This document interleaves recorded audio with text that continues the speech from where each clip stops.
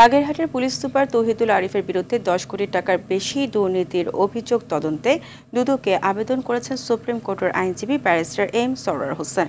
সকালে সেগুনবাগিচায় দুদকের প্রধান কার্যালয়ে আবেদন করেন তিনি। আবেদনে মোট 14টি অভিযোগ উল্লেখ করা হয়। অভিযোগগুলোর মধ্যে রয়েছে স্বাস্থ্যবিধান সামগ্রী ও দ্রব্যাদি ক্রয়, রেশন সামগ্রী ক্রয় ছাড়াও বিভিন্ন অভিযোগ।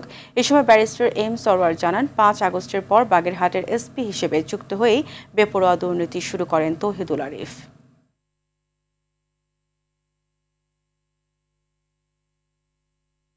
বাগেরহাটের কর্মরত এসপি তৌহিদুল আরিফিনের বিরুদ্ধে কাঁচামাল এবং খুচরা যন্ত্রাংশ এই খাতে 29 লক্ষ টাকা খরচ দেখিয়েছেন, অথচ এর অর্ধেকের বেশি সে কিনে নাই।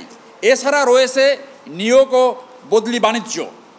আমরা আজকে দুর্নীতি দমন কমিশনে তার এই প্রাপ্ত অভিযোগের উপরে অনুসন্ধান করার জন্য আবেদন করেছি।